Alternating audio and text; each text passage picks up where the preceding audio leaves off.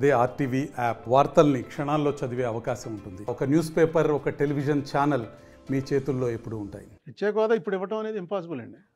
ఆ రోజున ఎప్పుడైతే 6 మండలాలు 7 మండలాలు జరిపిస్తున్నప్పుడు సంతకం పెట్టించారో ఆర్డినెన్స్ మీద, యాక్చువల్ ఆర్డినెన్స్ కాంగ్రెస్ టైంలో తయారైంది ఏంటంటే స్పెషల్ కేటగిరీ 5 ఇయర్స్ ఈ మండలాల విలీనం. అది వదిలేసి ఇది ఒకటే ఆర్డినెన్స్ చేశారు బీజేపీ వచ్చాక.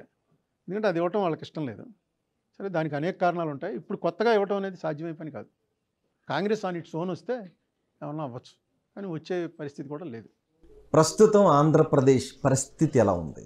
రాజకీయ పరిస్థితి కావచ్చు, ఆర్థిక పరిస్థితి కావచ్చు, పాలన కావచ్చు, ఎలా ఉంది? ఆంధ్రప్రదేశ్ ఏ స్థితిలో ఉంది? చెప్తున్నాడుగా Jaganmohan Reddy rich versus poor అని. కాస్త డబ్బులుండి బాగుండి middle class, upper middle class వాళ్ళందరికీ చాలా బాధగా ఉంది. కింద పూర్ పవర్టీ వాళ్ళకి నెల నెల డబ్బులు వస్తున్నాయి, చాలా బాగుంది. తెలంగాణతో కంపేర్ చేసుకుంటే తెలంగాణతో ఎలా కంపేర్ చేస్తామండి? 100 రూపాయలు ఉంటే మనకి ఏం చేశారంటే 99 రూపాయలు 99 పైసలు తెలంగాణకి ఇచ్చి ఓ పైసా ఆంధ్రాకి ఇచ్చారు. వీళ్ళకి మనకి పోలికేంటి? తెలంగాణ ఈజ్ రిచ్ స్టేట్, వాళ్ళు ఇష్టం వచ్చినట్టు ఏమైనా చేస్తారు. ఆంధ్ర ఎలాంటి దౌర్భాగ్య పరిస్థితిలో పడేశారు. ఎవడు దాని గురించి మాట్లాడేవాడు ఎవడు?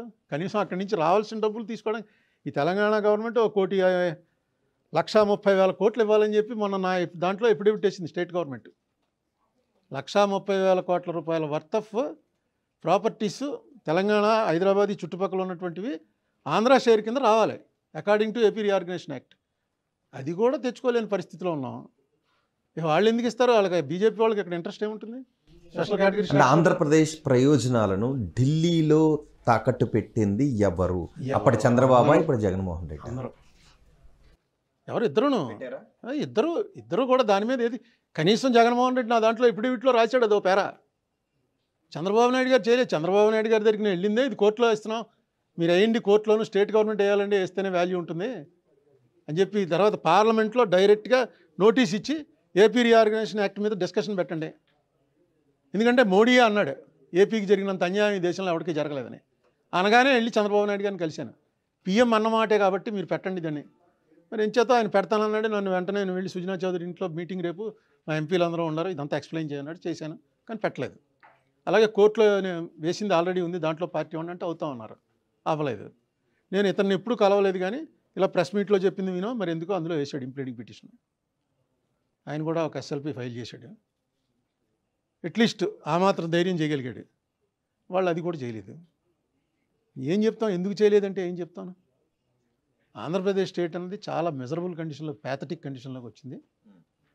ఇది ఏమవుతుంది అన్నది ఎలా ఏంటి స్ట్రాటజీ? ఇప్పుడు ఏదైనా చంద్రబాబు నాయుడు గారిది రైటు, జగన్మోహన్ రెడ్డి తప్పు, ఇలా పంచిపెడుతున్నావు, ఎక్కడి నుంచి తెస్తున్నావు, ఈ అప్పులన్నీ తీర్చాలి కదా, ఎకానమీ మీద దీని పడే ప్రభావం ఏంటి అని జగన్మోహన్ రెడ్డిని గట్టిగా ఏమన్నా అందామంటే చంద్రబాబు నాయుడు గారు ఇస్తున్న ప్రామిసులు చూస్తే దానికి డబల్. ఆయన అమ్మఒడి ఇద్దరుంటే ఇద్దరికి ఇస్తాను, ముగ్గురుంటే ముగ్గురికి ఇస్తాను పిల్లలకి ఆయన పెంచుకుంటూ పోతున్నాడు ఆయన.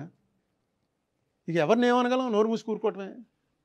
ఎందుకు పవన్ కళ్యాణ్ అంటే కొత్తవాడు ఎవడన్నా వస్తే ఇవన్నీ తెలుసుకునే లోపల పొరపాటున ఉన్న స్టేట్కి మంచి జరిగిపోతుందేమో, ఆ రకంగా చూద్దామని అంతే. అంటే పవన్ కళ్యాణ్ వెళ్తున్న దారి కరెక్ట్గానే ఉందనుకుంటున్నారు? ఏం లేదండి.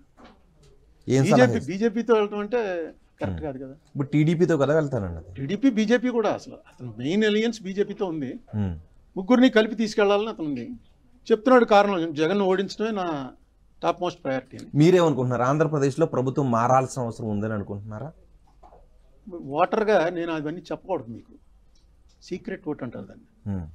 మీరు రాజకీయ పార్టీలను అడిగితే వాళ్ళు చెప్పొచ్చు. నేను సీక్రెట్ బ్యాలెట్ ఎవరికి వేస్తాను మీకు ఎలా చెప్పేస్తాను? ఓ ప్రజాస్వామ్యవాదిగా అదేనండి. నేను ప్రభుత్వం మారాలి అనుకుంటే ఒకలా ఓటేస్తాను. ప్రభుత్వం నేనేమో మీకు ఓటు చెప్పి నేను ఓటు చేస్తానా?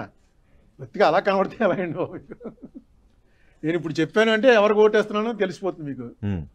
చెప్పను సార్. రాజధాని లేని రాష్ట్రం ఏదైనా ఉందంటే 29 రాష్ట్రాల్లో ప్రస్తుతం తక్కువ గుర్తొచ్చే పేరు ఆంధ్రప్రదేశ్. జగన్ తీసుకున్న నిర్ణయాన్ని మీరు స్వాగతిస్తారా? అంటే ఇందులో చిన్న ఇదేంటంటే దీన్ని ఒక 1000 సార్లు చెప్పుకుంటాను నేను. ఇది 1001సారి చెప్తున్నాను. చెప్పండి. ఆ రోజున అమరావతి రాజధానిని ప్రకటించగానే ఫస్ట్ అపోజ్ చేసిన వాడిని నేనే. జగన్మోహన్ రెడ్డి పార్టీ అపోజ్ చేయలే. జగన్మోహన్ రెడ్డి పార్టీలో ఉన్నటువంటి చాలామందిని, జగన్తో డైరెక్ట్ మాట్లాడలేదు కానీ చాలామందితో చెప్పాను, అసెంబ్లీలో అపోజ్ చేయండి, మీరు ఇది చాలా తప్పు చేస్తున్నారు, అపోజ్ చేసి రికార్డ్ అవనివ్వండి అది అని. అపోజ్ చేయలే, పైపెచ్చి సపోర్ట్ కూడా చేశారు.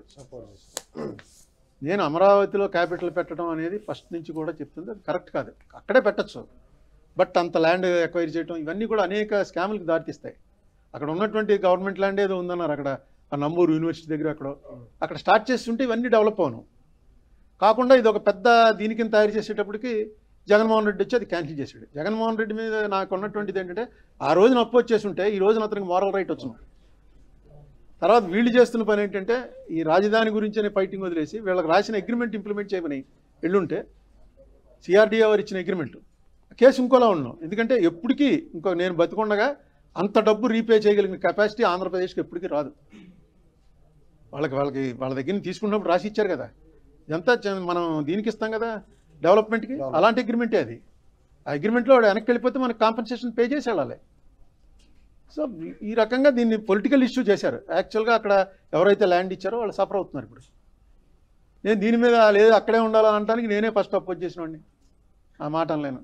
ఇప్పటికీ మీరు దాని మీద ఉన్నారా, రాజధాని అమరావతిలోనే ఉండాలి అని?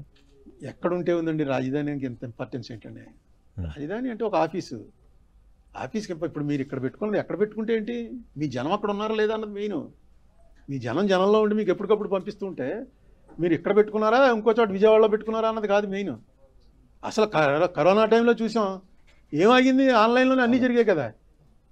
ఈ ఆఫీసులు ఈ సూట్లు వేసుకురావడం వెళ్ళి ఎందుకు, చక్కగా మన క్లైమేట్కి తగ్గట్టుగా అండర్వేర్తో కూర్చొని పనిచేసేవాళ్ళు. అది బ్రహ్మాండంగా జరిగింది. ఎవడో బయటికి ఎవడో రిట్రెచ్మెంట్ లేదు, ఏం లేదు. ఓట్లు రావడానికి ఏం చేయాలి, మంచిగా ఉంటే ఓట్లు వస్తాయి. ఇప్పుడు కేరళలో ఉంది, కేరళలో ఆనెస్ట్ సార్ 3 రాజధానులు జనాలకు కూడా బోరు కొట్టేసింది, రాజకీయ వికేంద్రీకరణ గొడవలోకి వెళ్ళిపోయారు. 3 రాజధానుల పేరుతో రాజకీయ వికేంద్రీకరణ జరుగుతుందని జగన్మోహన్ రెడ్డి అంటున్నారు. దాన్ని మీరు ఒప్పుకుంటారా? నేను చూడలేదు కదా, నాకు తెలియదు. వికేంద్రీకరణ అన్నది నాకు అంత అర్థం అలా,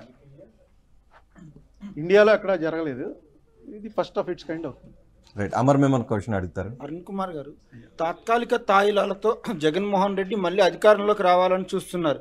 యాక్చువల్గా ప్రజా ప్రయోజనాలను ఆశించేటువంటి మీరు జగన్మోహన్ రెడ్డికి ఏదైనా సజెషన్ ఇచ్చే ప్రయత్నం చేశారా ఈ తాత్కాలిక సంబంధించిన విషయంలో? ఇంకొకటి, మీ పక్కనే ఉంటుంది మండపేట ద్వారపూడి రోడ్డు. ఆ రోడ్డు వేయించడానికి డబ్బులు లేని వ్యక్తి కోట్ల రూపాయలు పెట్టి తాయిలాలు ఎట్లా ఇవ్వగలుగుతున్నారు? దాని మీద మీలాంటి వాళ్ళు సజెషన్ ఇస్తే బాగోదా? బాగోదండి, ఎందుకంటే వాళ్ళు తీసుకోరు. మీరు ప్రయత్నం చేయాలి కదా. ప్రయత్నం ఇదే ప్రెస్ మీట్లో ఇన్ని చెప్తున్నాం. ఏం తీసుకోవాలి కదా, తీసుకోవడానికి డబ్బులు ఉండాలి. వాళ్ళకి పబ్లిక్కి, పూర్ పీపుల్కి ఏదైతే డబ్బులు ఇస్తున్నామో ఆ డబ్బులు ఆకూడదు అన్నది వాళ్ళ ఫస్ట్ ప్రయారిటీ అండి. సెకండ్ ప్రయారిటీ జీతాలు అవి ఇవ్వాలి. అసలు ఫస్ట్ ప్రయారిటీ ఏ గవర్నమెంట్కైనా ముందు జీతాలు పే చేయడం. జగన్ గవర్నమెంట్కి అది సెకండ్ అయింది, ముందు పెన్షన్లు ఇవ్వడం అయింది. పెన్షన్లు ఇచ్చిన వాళ్ళందరూ ఓట్లు వేస్తారు, నాకు ఇగో ఇంతమంది ఉన్నారు, ఇంత ఓటు బ్యాంక్ ఉంది, డెఫినెట్గా నెక్స్ట్ ఎలక్షన్ ఎక్కుతాను అని అతను ఆలోచన. పెన్షన్లు ఇచ్చేయగా, జీతాలు ఇచ్చేయగా అన్న మిగిలితే రోడ్లు వేస్తాడు, మిగలట్లేదు, ఏం చేస్తాడు?